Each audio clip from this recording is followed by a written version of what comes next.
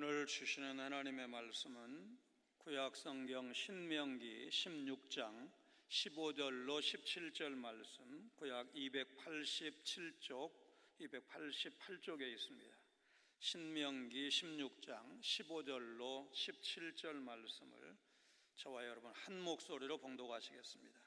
신명기 16장 15절로 17절 읽습니다. 15절, 내 하나님 여호와께서 택하신 곳에서 너는 이레 동안 내 하나님 여호와 앞에서 절기를 지키고 내 하나님 여호와께서 내 모든 소출과 내 손으로 행한 모든 일에 복 주실 것이니 너는 온전히 즐거워할지니라. 너의 가운데 모든 남자는 1년에 3번 곧 무교절과 칠칠절과 초막절에 내 하나님 여호와께서 택하신 곳에서 여호와를 배웁되 빈손으로 여호와를 배웁지 말고 각 사람이 내 하나님 여호와께서 주신 복을 따라 그 힘대로 드릴지니라. 아멘. 재미동포 박선근 회장이라는 분이 있는데 청소 대행업체를 하는 GMB라고 하는 그룹의 회장입니다. 규모가 아주 큰데 디즈니 월드를 비롯해서 미국 18개 도시에 사무실과 작업장이 있고 정식 직원 1,800명을 포함해서 모두 3,600명에 이르는 큰 회사라고 합니다. 이분이 10년 전에, 금년에가 한국전 발발 70주년이니까 딱 10년 전에 한국전 60주년을 맞아서 미군의 파병으로 우리 대한민국의 자유를 지켜준 것에 대해서 미국에 감사한다, 그런 뜻의 광고판을 애틀란타 고속도로변에 설치를 해서 화제가 된 적이 있습니다.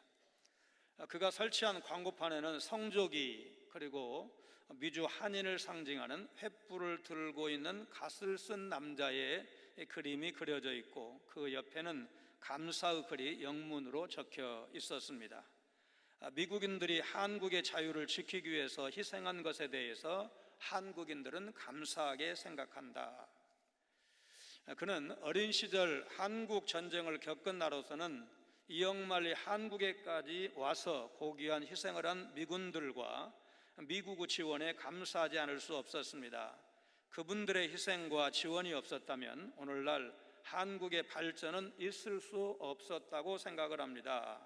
그렇게 말했습니다.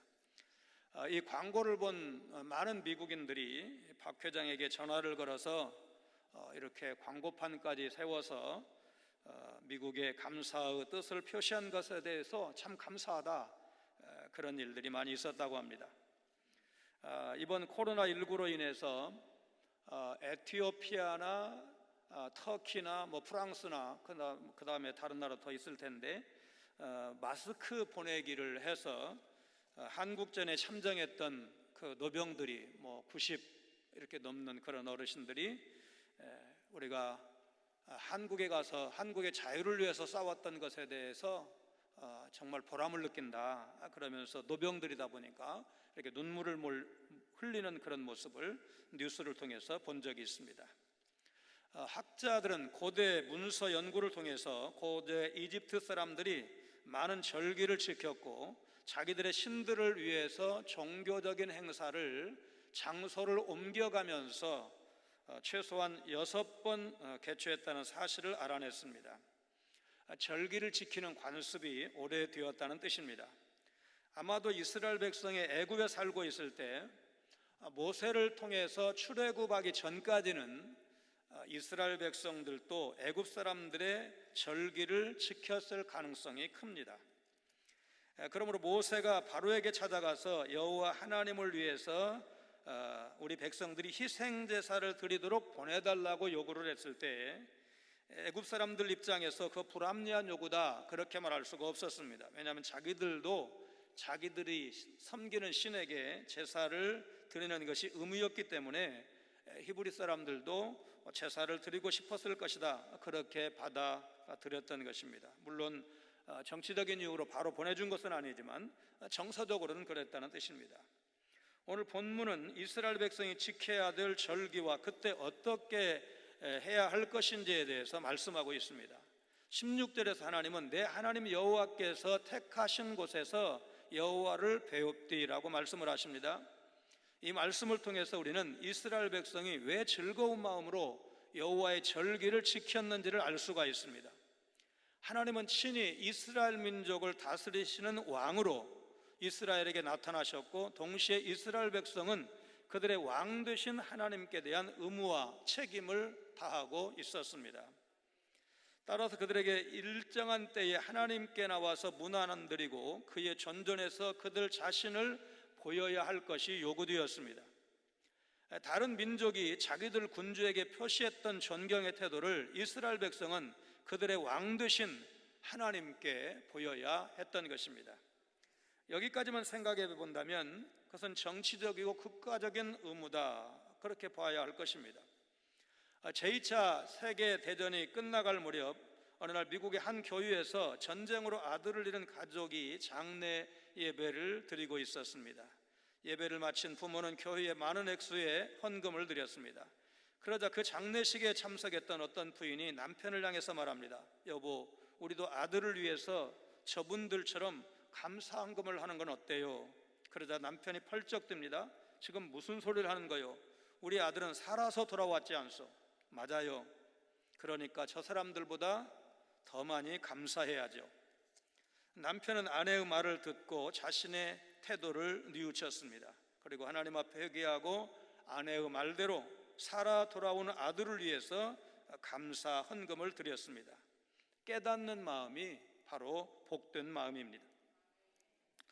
이스라엘 민족의 왕은 전능하신 하나님이십니다. 따라서 그들이 하나님 앞에 증거하고 보여야 할 것은 정치적인 의무가 아닌 신앙적인 의무였습니다. 그들은 절기를 지켜서 여호와께 그들을 보임으로써 하나님을 다 같이 섬기며 경배해야 했습니다.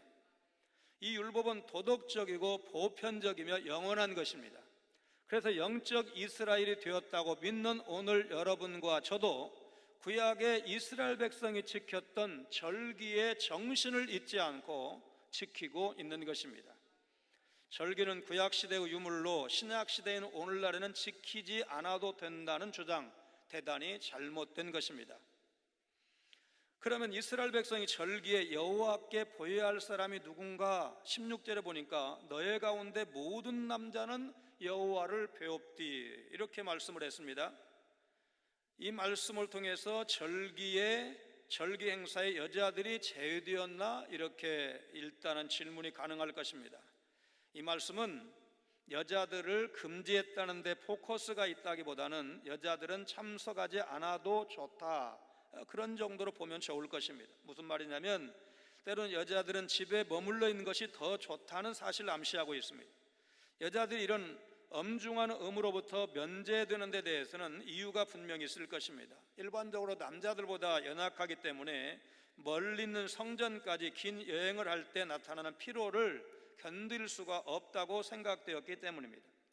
둘째로 여자들은 집에 남아서 그들의 자녀들과 가족을 돌보아야 될 임무가 있었기 때문입니다. 세 번째로 사람이 많고 혼잡한 모임에서는 여자들이 상대적으로 남자들보다 더 위험에 노출되기 때문에 여자들은 집에 있고 남자들이 그 가정을 대표해서 절기 행사에 참여했다, 이렇게 보면 좋을 것입니다. 오늘날의 남녀 평등에 대해서 많이 얘기를 하는데, 제가 군대 갈 때만 해도 말하자면 여동생 둘이 있는데 여동생들도 군대 가야 된다, 그런 생각을 해본 적도 없습니다. 그냥 남자니까 가야 되고 나라를 위해서 가야 되고 그 정도 생각을 했지, 여동생들도 가야 되는데 나만 가서 좀 억울하다, 그런 생각을 해본 적이 없습니다. 남자라면 그렇게 생각하는 것이 아마 보편적일 것입니다. 애굽 사람들은 자기들의 축제를 준비하기 위해서 남녀의 큰 무리가 혼합해서 나일강을 항해를 했다고 합니다.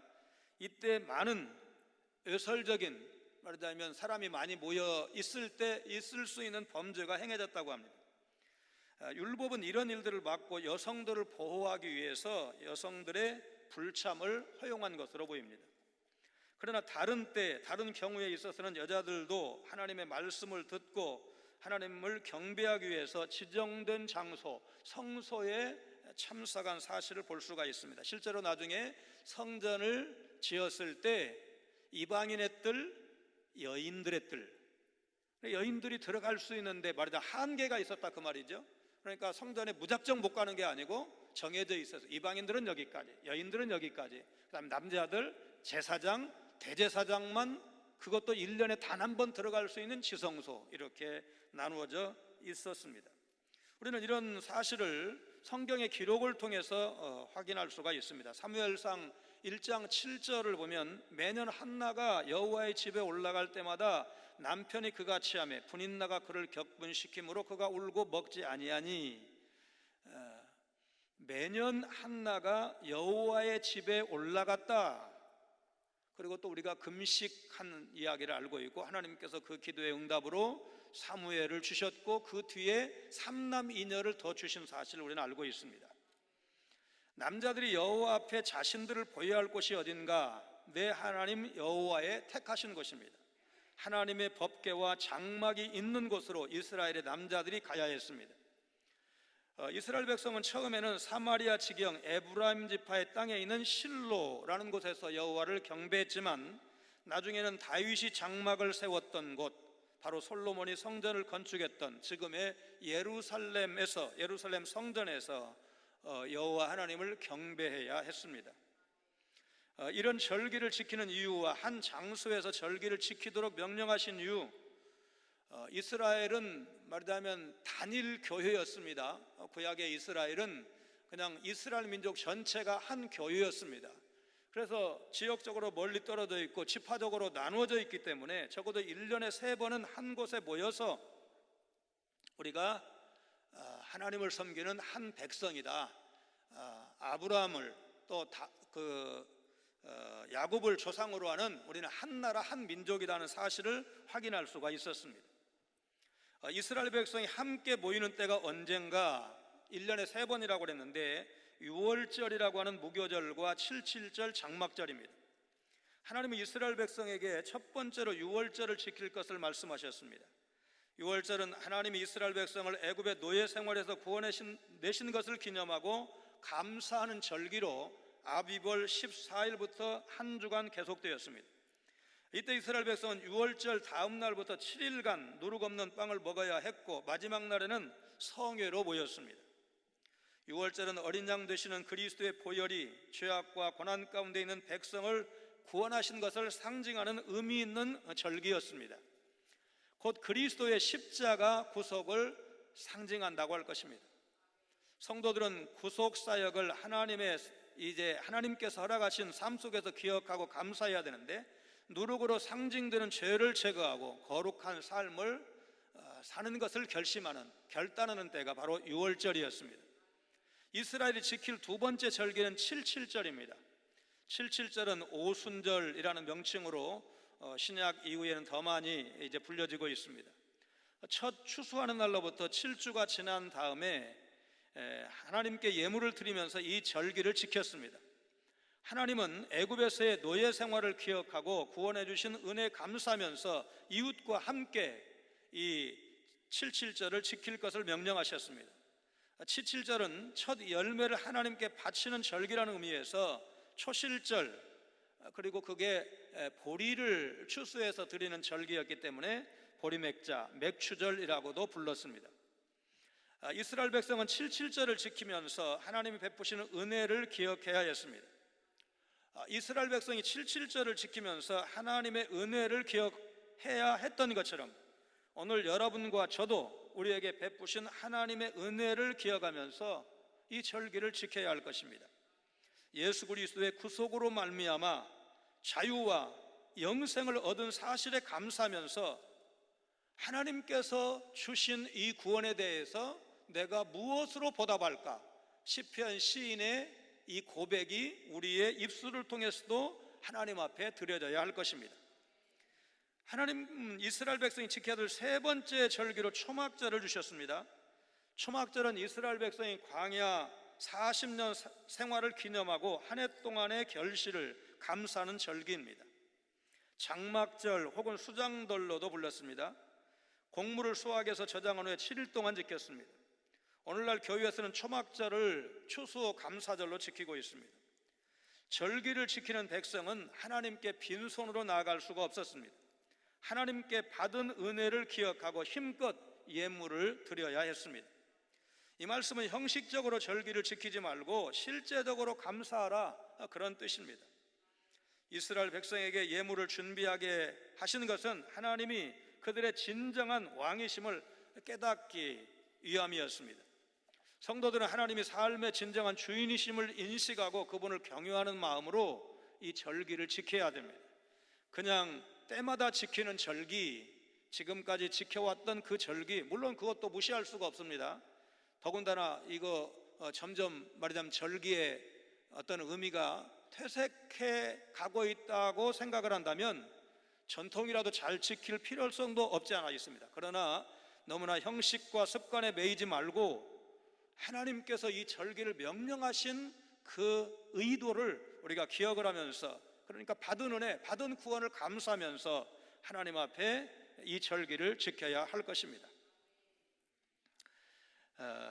이런 종교적인 제도를 통해서 우리는 일주일에 하루 이상 여러 날 동안 하나님께 예배하는 것, 왜 이렇게 일주일 동안 지키라고 하니까 그러면 생산활동도 하지 말고 일주일 동안 절기만 지켜야 되느냐, 이런 질문이 가능하죠. 그러면서 제4계명 엿새 동안 힘써 내 모든 일을 행할 것이나, 이 말씀과는 어떤 관계가 있을까? 그러니까 안식일만 잘 쉬면 되지 엿새 동안에 힘써 일하라고 하셨는데 이 말씀과 이제 어긴 것은 아닌가, 혹은 모순 들은 것은 아닌가, 이런 생각을 할 수가 있습니다. 한마디로 말하자면 안식일 쉬게 하는 의외의 이 3대 절기 때 일주일을 쉬도록 하신 것은, 여러분 농경시대를 배경으로 했을 때 여러분 농사일이 얼마나 고됩니까? 그런데 하나님께서 이 절기를 지키면서 쉬라고 하신 것은 그들에게 큰 의미가 있습니다. 같은 맥락에서 하나님께서 이스라엘 백성으로 하여금 그들의 소산물 중 10분의 1을 바치라고 명령하셨을 때에도 그 이상의 예물, 그러니까 10분의 1만 바치면 되지 더 바치면 안 돼, 그것은 아닙니다. 금하신 것은 아닙니다. 하나님께서 이스라엘에게 7일 중에 하루를 거룩하게 지킬 것을 명령하셨을 때 6일 중에 다른 어떤 날도 예배하면 안 된다, 이런 것은 아니듯이 우리는 하나님 앞에 더 많이 드리고 더 많이 예배할 수 있는 것을 감사해야 됩니다. 초대교회가 날마다 모이기에 힘썼던 사실을 사도행전 2장을 통해서 알고 있습니다. 사도행전 2장 46절로 47절입니다. 우리 같이 읽습니다. 날마다 마음을 같이하여 성전에 모이기를 힘쓰고 집에서 떡을 떼며 기쁨과 순전한 마음으로 음식을 먹고 하나님을 찬미하며 또 온 백성에게 칭송을 받으니 주께서 구원받는 사람을 날마다 더하게 하시니라.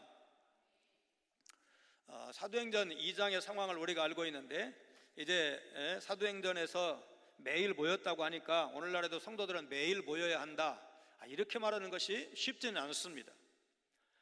사실은 우리가 세례문답을 공부할 때 세례문답에서 명령한 것이 이제 맨 끝부분에 가면 주일을 거룩하게 지킬 것을 명령하고 세례교인이 지켜야 될 일들을 몇 가지 말씀을 하는데, 헌금을 의무적으로 드려야 할 것, 그리고 공적인 예배에 참여할 것을 다짐을 합니다. 자, 수요일날 예배에 오신 분들은 제가 이 말씀 드릴 때 별로 좀 무겁지 않을 거예요. 그러나 주일날 한 번만 오시는 분들, 그 주일조차도 제대로 지키지 못하는 분들은 세례받을 때 서야겠다는 사실을 떠올리는 것이 좀 꺼림칙할 수도 있을 겁니다. 걸릴 겁니다. 쉽게 얘기하면. 여러분, 그게 하나님 앞에 우리가 세례받을 때 공부했고 나중에 말하자면 이 세례문답 그 서약을 할 때 이대로 지킬 것을 약속을 했다는 것을 우리가 기억을 해야 됩니다. 현실이 어떻게 매일 교회를 나갑니까? 새벽기도 나가는 게 쉽지 않습니다. 이래도 지장이 있습니다. 이렇게 말할 수 있어요.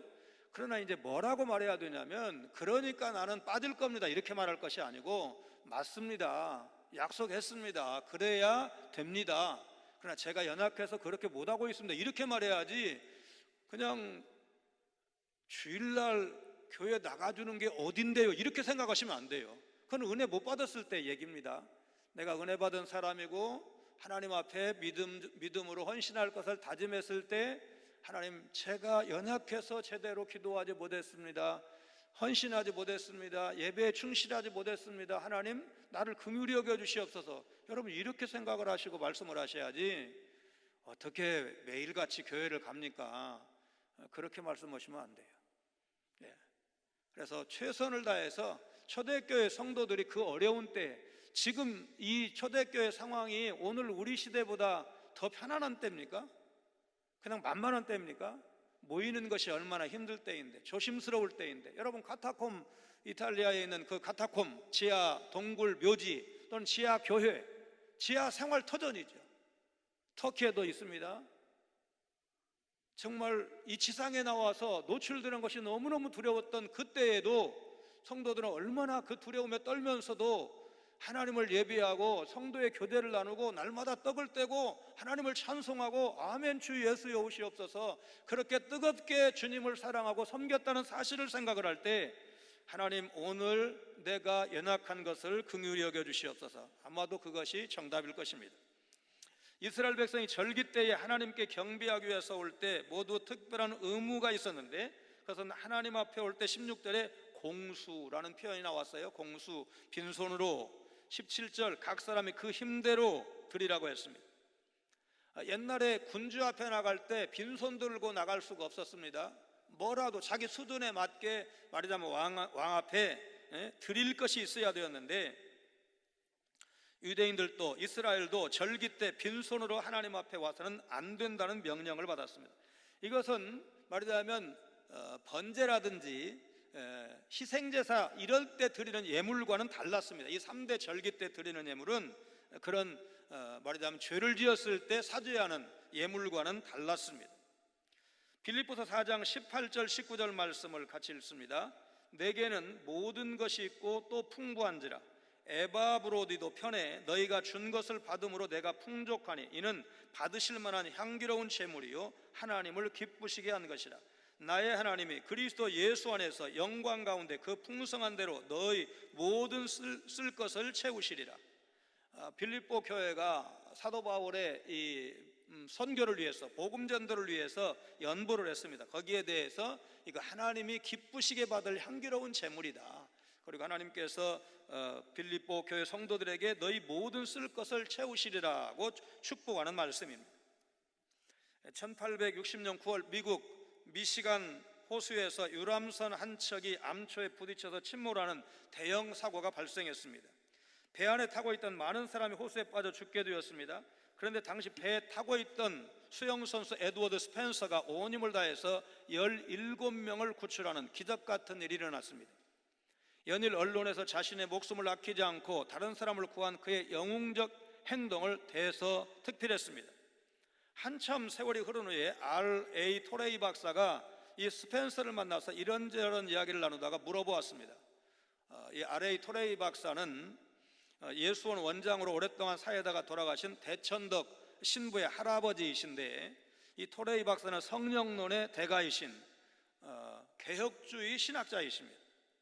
한국 의수족 사업 창시자인 토레이 2세, 성공회 신부인 대천덕 원장에 이어서 그 아들 벤 토레이 신부에 이르기까지 한국의 복음화와 남북의 평화적인 통일을 위해서 정말 기도 많이 하고 노동을 중시하고 이제 공동체 생활을 강조하는 그런 사역을 하고 있습니다.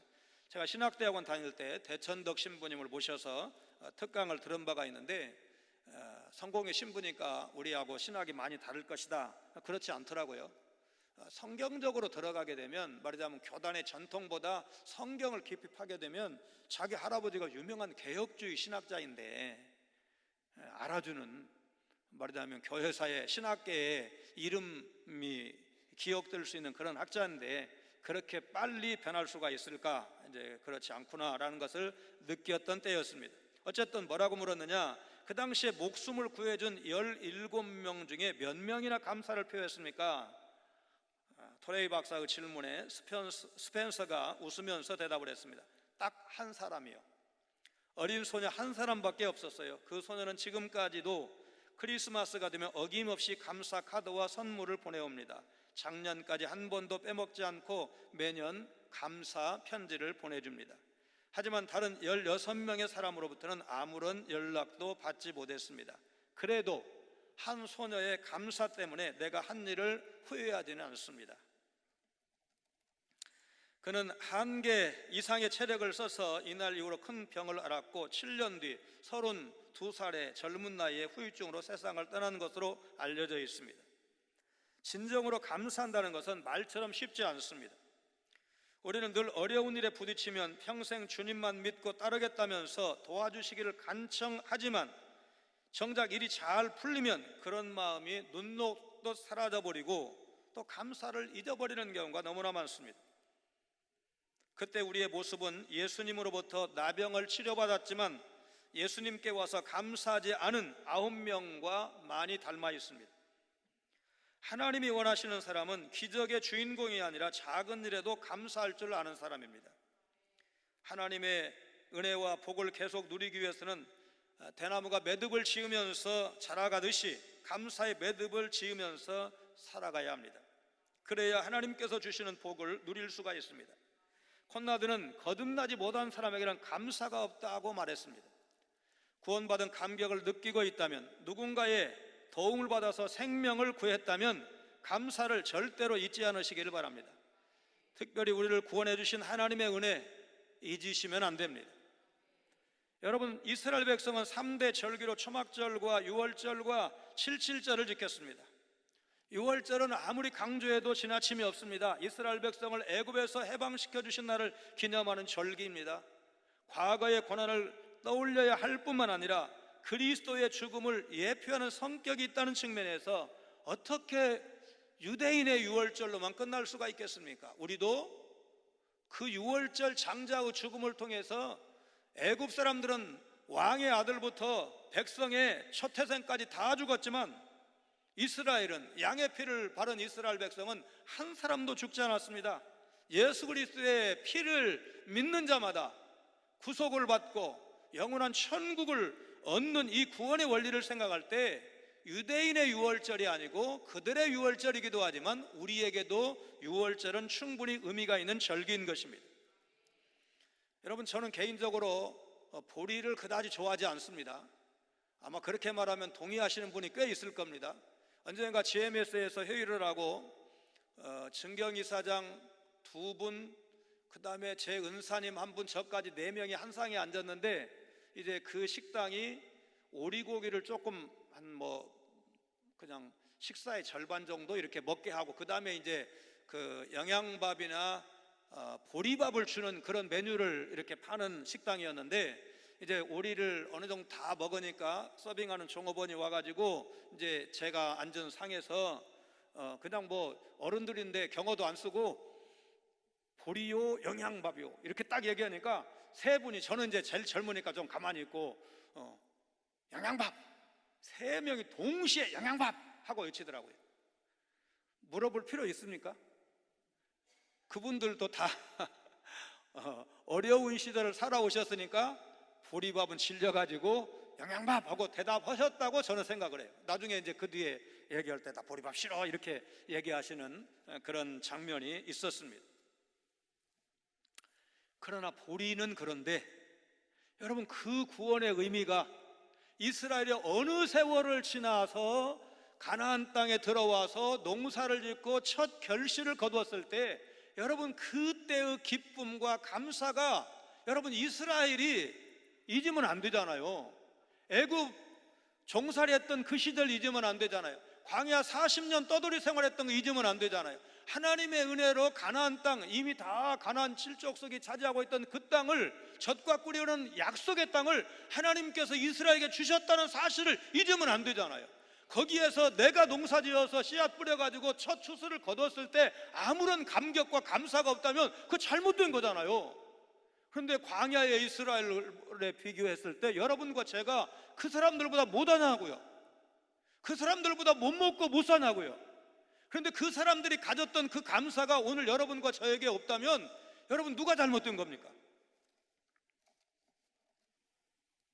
한 번은 우리 이제 은퇴하신 목사님, 우리 교회 나오시는 목사님과 목사님이 동기 목사님, 창원에서 오신 목사님과 함께 식사할 기회가 있었습니다. 이제 저도 교경협 통해서 이제 잘 아는 선배라 여기 오셔서 뭐 요일 안 맞아서 설교할 기회는 못 드렸고 식사를 같이 했어요. 근데 그때 그쪽에서 있었던 목회 현장에서 있었던 말씀을 하시더라고요.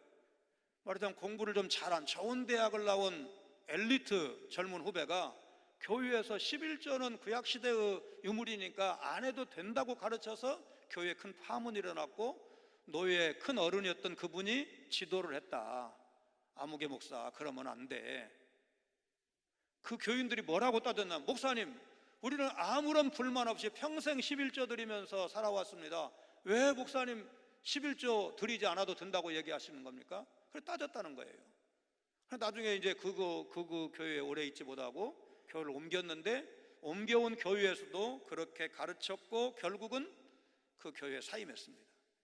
그러니까 여러분 뭐 젊은이들 중에 좀 잘못된 신앙물 먹은 사람들 중에 그런 식으로 자유주의 그 물 먹은 사람들 중에 그건 구약시대의 유물이야 이런 식으로 말하면서 여러분 절기의 정신도 하나님의 법의 원리도 모르면서 여러분 그렇게 쉽게 말하다가 여러분 그게 될 법입니까?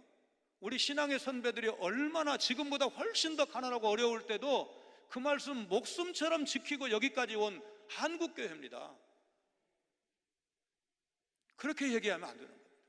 지금 농경시대 아닌 거 맞죠? 우리 교회도 세어보지는 말하자면 정확하게 통계를 낸 건 아니지만 대략 농사 짓는 분 10% 안 넘을 겁니다. 숫자로. 그러면 지금 90%가 다수잖아요. 대세잖아요. 요즘 말로 대세잖아요. 그러면 대세가 농경시대 아니니까 말하자면 장사해서 혹은 직장 나가면서 이렇게 돈 버니까 그건 농경시대야 오늘 우리는 그거 안 지켜도 돼. 여러분 그렇게 생각하실 겁니까? 예수 그리스도의 구속의 은총은 여러분 그렇게 해석할 수가 없는 것입니다. 아무리 우리가 어려운 시대를 살고 있어도 특별히 지금 코로나로 많이 어렵고 뭐 경기 침체될 것이다 이런 걱정도 하고 있지만 여러분 오늘 우리는 구약의 이스라엘이 받았던 구원의 은혜는 다 받았고 그들보다 훨씬 더 좋은 시대를 살고 있다는 걸 생각을 하면 여러분 우리의 감사의 수준도 구약의 이스라엘 백성 못지않고 그들을 능가해야 될 줄로 믿습니다. 하나님은 의무적으로 해야 될 것도 잘 지키기를 원하시지만 자원에서 지키는 그 계명도 잘 지키면 하나님께서 크게 기뻐하시고 복을 주십니다. 여러분 하나님께서 11조에 대해서 어떤 복을 약속을 하셨는지 우리가 너무너무 잘 알고 있지 않습니까? 말라기 3장 10절 말씀 우리 한번 더 읽겠습니다. 말라기 3장 10절 시작. 만군의 여호와가 이르노라 너희의 온전한 11조를 창고에 들여 나의 집에 양식이 있게 하고 그것으로 나를 시험하여 내가 하늘문을 열고 너희에게 복을 쌓을 것이 없도록 붙지 아니하나 보라. 여러분 목사가 절기 앞두고 절기를 강조하면서 결국은 아이고 목사님 또 헌금하라고 하시네 이렇게 이제 받아들일 가능성이 높기 때문에 참 조심스러워요. 그러나 여러분 또 헌금하지 않아도 괜찮습니다. 여러분 이렇게 설교하면 좋은 목사인가? 여러분 그렇지 않아요. 우리가 성경의 원리를 제대로 알아서 아까도 그 예배 드리는 것에 대해서 매일 모였다고 하는데 우리가 매일 모이는 것 좋고 정말 아름다운 전통이지만 우리 삶이 그렇게 못 따라가는 것에 대해서 내 믿음이 내 건강이 못 따라가는 것에 대해서 안타까워해야지 그거 틀렸다고 잘못됐다고 이렇게 말하면 우리 세례 문답을 잘못한 거잖아요. 그때 서약을 잘못한 거잖아요. 공예배가 뭡니까 여러분? 그 교회 당회가 모이기로 결정한 예배가 공예배입니다. 주일 예배 공예배죠? 주일 오후에 드리는 뭐 석양 예배라고도 하고 저녁 예배라고도 하고 하는 석양 예배가 공예배입니다. 수요일 예배 오늘 같은 예배가 공예배입니다. 새벽 기도회도 공예배입니다. 당회가 정한 거예요. 사실은 안 정했는데 당회로 보니까 없던데 그냥 전통적으로 그 교회 담임 목사와 당회가 다 받아들인 겁니다. 그리고 예배 시간을 변경할 때 당회가 의논을 합니다. 어떻게 변경할까? 우리가 그럴 일이 없기를 바라지만 만약에 코로나 이 바이러스가 더 심해져서 사회적 거리두기를 더 강화하고 말하자면 예배 간격을 더 늘리고 이렇게 될 경우에는 할 수 없다. 우리 예배를 지키기 위해서는 주일 예배를 한번 늘리자. 일단 당회가 결정을 해놨습니다. 우선은 좀 그 예배 인원이 상대적으로 적은 1부 예배 좀 많이 오시고 2부 예배가 지금 제일 많이 오시거든요. 3부 예배가 좀 적으니까 3부 예배 오시고 좀 분산을 해서 지금은 그래도 넓은 예배당을 최대한 활용을 해서 버텨보고, 더 옛날처럼 2m 이상 이렇게 띄우라고 하게 되면 도저히 지금 나오는 인원을 감당을 할 수가 없으니까 그러면 예배를 한번 늘릴 수밖에 없다. 이제 당연은 그렇게 판단하는 겁니다.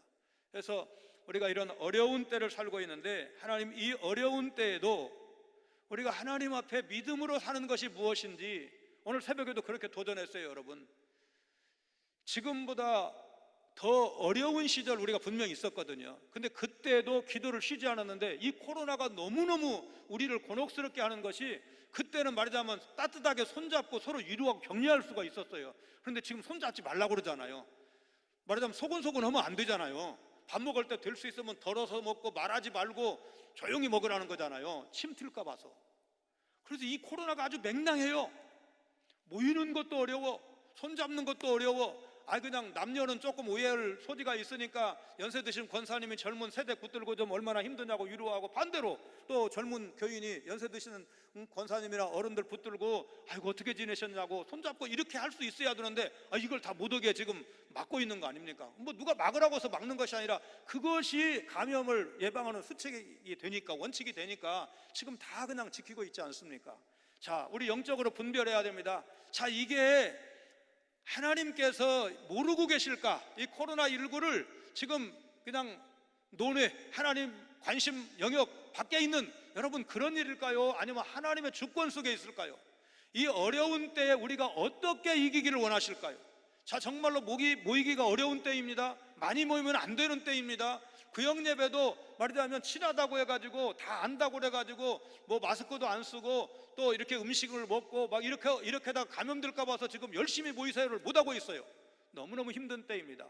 그런데 별일이 없을 때 그래도 평일날 오셔가지고 기도하시던 권사님들이 낮에 오시면 이 넓은 예배당의 중층에 여기 앞에 뒤에 그래도 몇 분 오셔도 감염으로부터는 전혀 안전할 터인데 할 수 있는데 기도하시는 분이 사라졌잖아요.